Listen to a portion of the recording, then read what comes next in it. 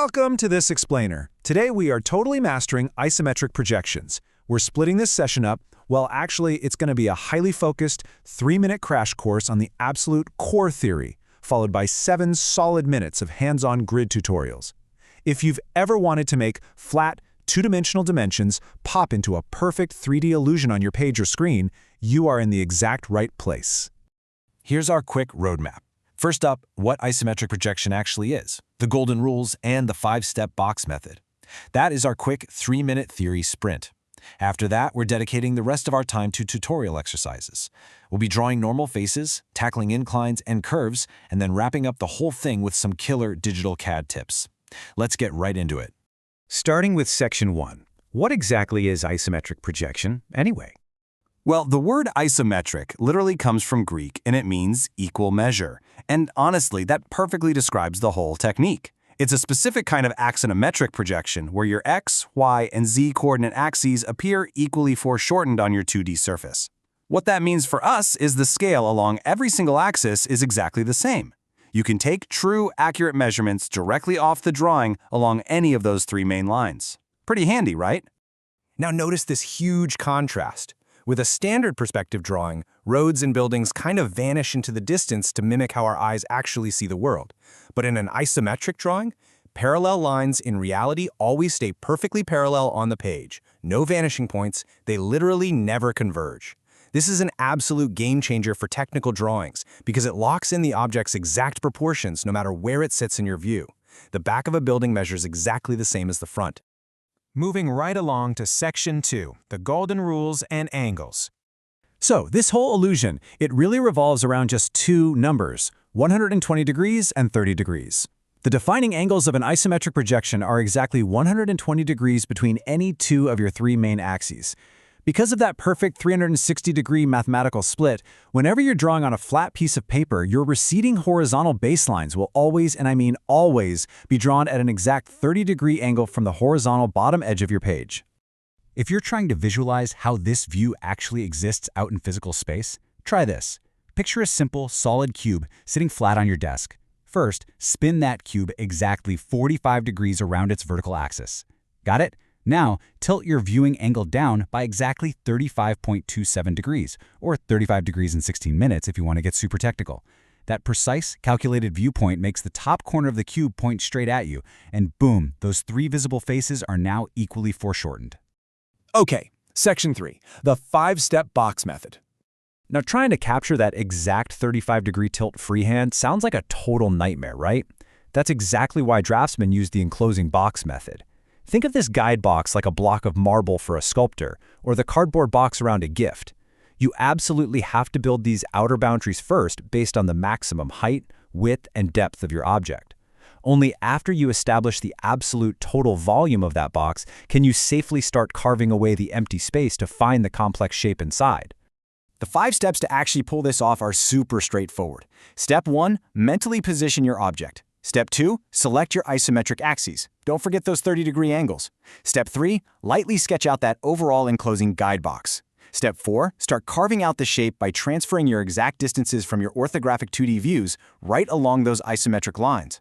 And finally, Step 5, darken your visible exterior lines so the final shape really pops out, letting all those light construction lines just fade gracefully into the background.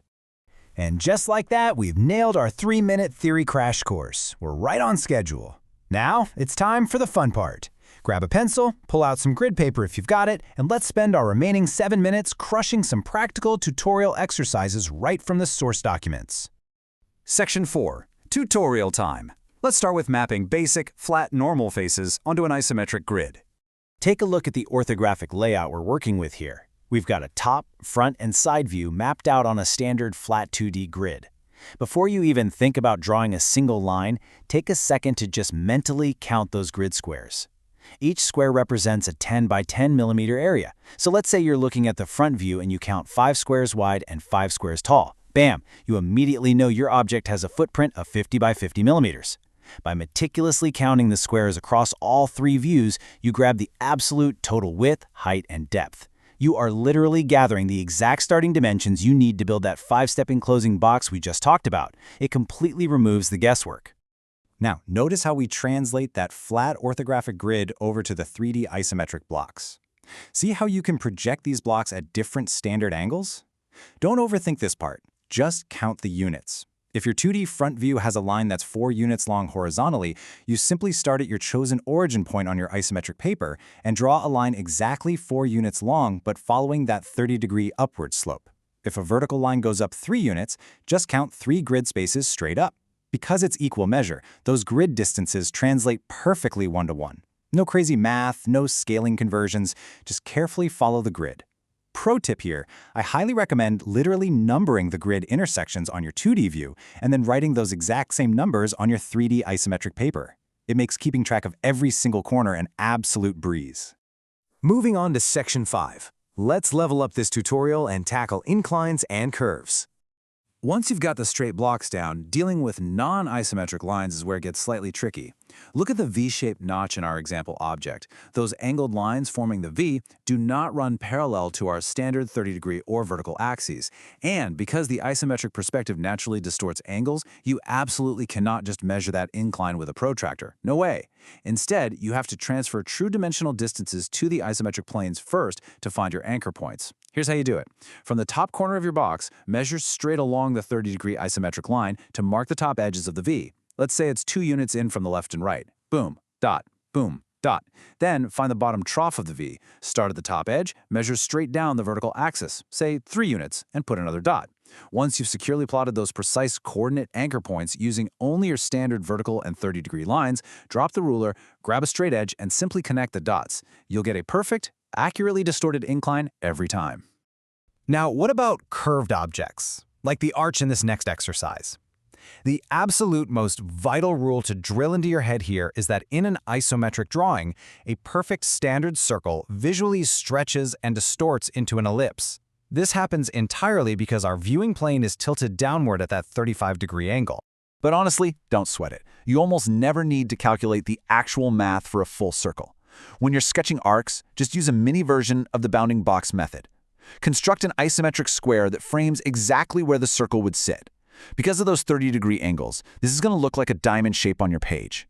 Next, find the exact center point of that diamond. From there, mark your tangent points. Those are the spots where your circle will naturally touch the straight edges of your bounding box. Take your time here. The box framework basically acts as guide rails for your pencil. Just trace from tangent to tangent, making a smooth, sweeping motion.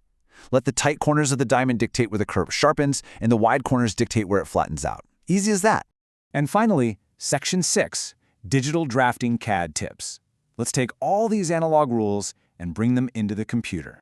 There's a great quote from our source lecture that highlights a massive digital shortcut. I'll do F5. Now the cursor is changed. I'm on ISO left. If you're working digitally in a program like AutoCAD, the F5 key is literally your best friend. Tapping it instantly toggles your cursor orientation between the 3 main isometric drawing planes: ISO weight, ISO top, and ISO left. It perfectly aligns your digital tools directly with those 30-degree angles. Zero mental math required. You can draft almost as fast as you can think. To really put your digital workflow into overdrive, pair that F5 toggle with the polar tracking feature in your software. With polar tracking turned on, your lines will automatically and magnetically snap to those precise 30-degree and 120-degree intervals we covered earlier. You can just drag your mouse in the general direction, type in a true dimension, like say 110 units, hit enter, and you confidently know your line is mathematically flawless. It completely eliminates the need to manually calculate relative coordinates for every single line segment. It's a huge time saver. One last tip. Check out the thin red lines crossing inside the circles. Those are center lines. Interestingly enough, in strict isometric engineering drawings, you typically don't show them at all. You really only want to add center lines to your final digital models if you need to communicate symmetry to non-technical viewers who might need a visual cue to understand the shape, or if you explicitly have to add specific radial dimensions. Otherwise, best practice is to leave them off entirely. Keep your final drawing clean, professional, and uncluttered. We have covered a tremendous amount of ground today, exactly on schedule. Having mastered the rapid theory and powered through these practical grid exercises, how will you use these straightforward rules of equal measure to bring your own complex designs to life? Whether you're sketching a quick concept on paper or modeling a massive structural piece in CAD, you now have the exact visual and structural framework to make it happen. Keep practicing those bounding boxes, always count your grids, and thanks so much for joining me for this explainer.